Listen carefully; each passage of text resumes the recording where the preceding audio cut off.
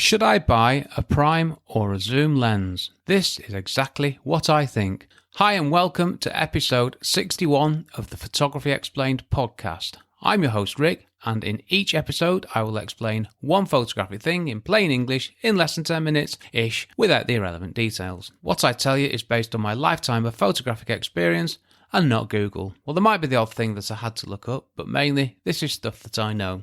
And yes, I'm on episode 61, but I still can't remember the opening. I'll get there, maybe by 100. As to the 10 minutes, we haven't hit 10 minutes yet, but hey, who's counting? Right, let's get straight into this one. Should I buy a prime or a zoom lens? Now, in the last two episodes, I've been talking about prime lenses and zoom lenses, and this is the end of that series. Next week, I'm going on to standard lenses, which I'm surprisingly excited to be talking about, actually. So what I've got here is 10 things to think about before deciding whether to buy a prime lens or a zoom lens.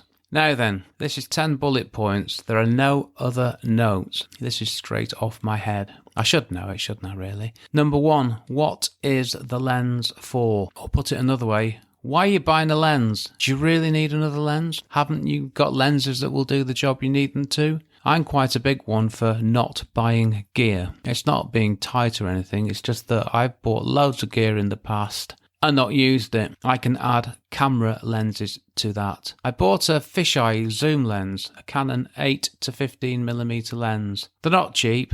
It was about 1,200 quid, I seem to think. And I bought it and I didn't need it. I didn't think, why am I buying this lens? I had the money and I could afford it, so I bought it. Sure, I took some funky photos, but it then sat in my camera bag for a while. Then I'd find it again. Go out there, use it, get some funky stuff, but I genuinely did not need the lens. I also bought a macro lens. Now, there's nothing wrong with trying things out. I'm just saying that I thought I'm going to get into macro photography, and I bought a lens. I took about 4 photos and never used it again, so I sold it. I also, this is quite a long list, isn't it? This is all relevant to the point I want to make, so don't worry. I also bought a Canon 40mm pancake lens. Pancake lens. It doesn't look like a pancake. Yes, it's flat, but it's not as flat as a pancake. I guess that's the idea, isn't it? I had no need for it whatsoever. I used it. I didn't like the fact that it wasn't a zoom lens because I'm used to zoom lenses. 40mm fixed focal length. I had no need for it.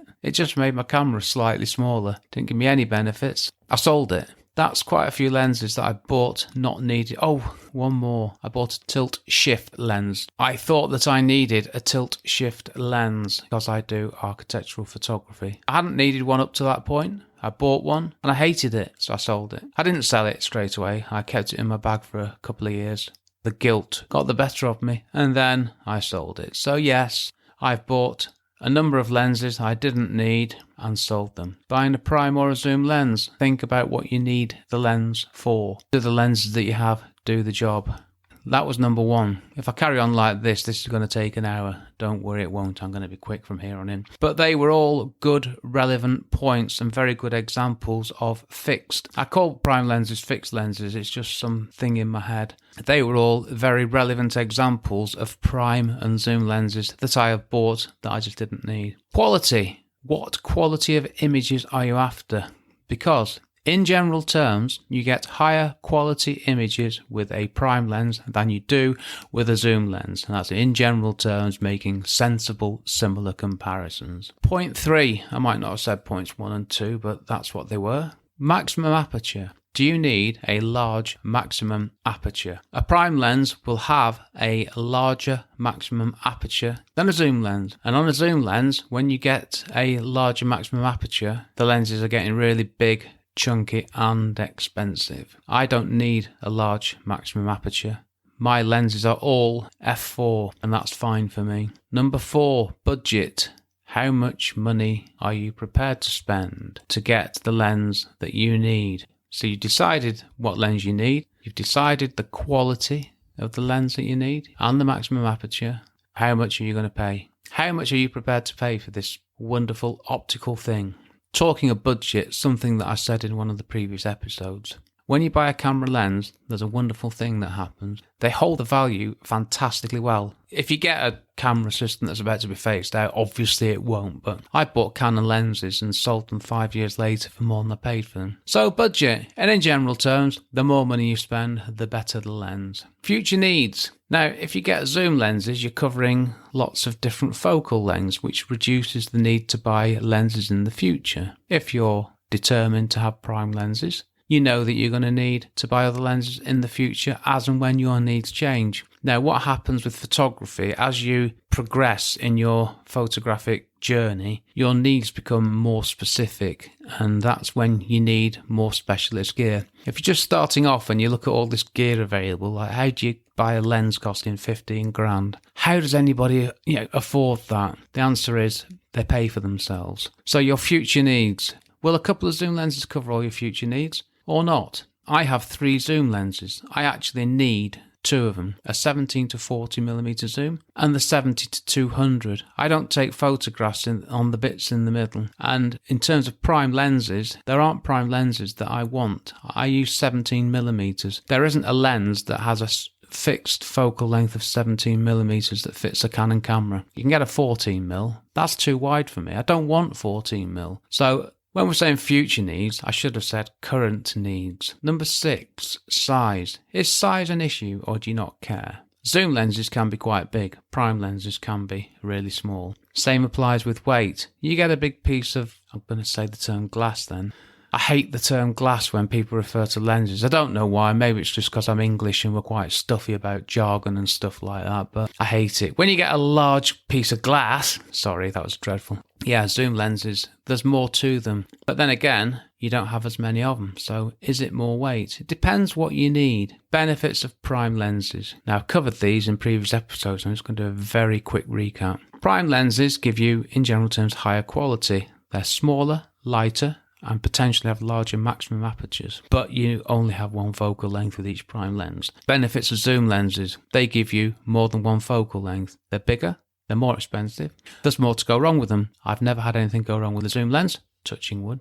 Take, for example, my Canon 24 to 105mm go-to walkabout lens. Now I have that, so I do not need, and I mean I do not need for the photography I do, a 24mm lens, a 28mm lens, 35mm, 50mm, 85mm, 100mm. That's 6 lenses, I think, that I do not need because I've got one zoom lens and I am happy with that. Now, some photographers would insist on having the 6 prime lenses, and that's fine. That's everyone's choice. We all have different needs. You got to think about these things. Last point, future needs. I put future needs twice, haven't I? You buy a zoom lens. What does it cover? What do you need in the future? Let's use me as an example. I use a 17 to 40mm lens. I don't really need anything else. I every now and then take photos with a 70 to 200. What do you actually need the lens for? And can you get away with, dare I say it, using a popular term in photography, zooming with your feet? Could you manage with a couple of really small prime lenses and spend the rest of the money on something else, like a nice trip or a course, training, invest in yourself? Like I say, I'm not a gearhead. I'm not always looking for new gear. I only buy gear when I need it to help me do something that I can't do at the moment, or to do something better, easier, or quicker. I've had prime lenses in the past. I've bought them, not really understanding them. I've bought zoom lenses, which I've kept. I also bought a Canon 100 to 400mm telephoto zoom, which I didn't really need either. But the zoom lenses are very good general purpose lenses. Prime lenses, like I say, higher quality, a bit more niche, a bit more specialist. There is no right or wrong answer. Whatever you choose is your decision based on your needs and preferences, and all those things are perfectly valid. If you see someone saying to be a real photographer you have to use prime lenses, send them to me. I will say, nonsense, you do not.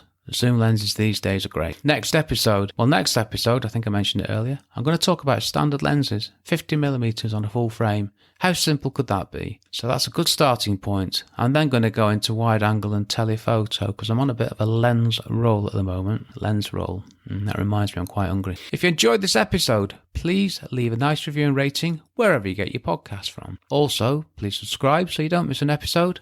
and share my podcast with anyone you think might enjoy it. You never know. Thank you very much for listening to my small but perfectly formed podcast. Finally, please check out my website, rickmcavoyphotography.com, to find out about me and my photography blog, and also the Photography Explained podcast website, where you can find out all about this podcast and ask me a question of your own. This episode was brought to you by Thursday Afternoon Optimism and loving doing my podcast. Yeah, seriously, I really am loving it. I've been Rick McAvoy. Thanks again very much for listening to me. I stumbled on the last line. I've been Rick McAvoy. Thanks again very much for listening to me and for giving me 13 minutes of your valuable time, and I will see you on the next episode.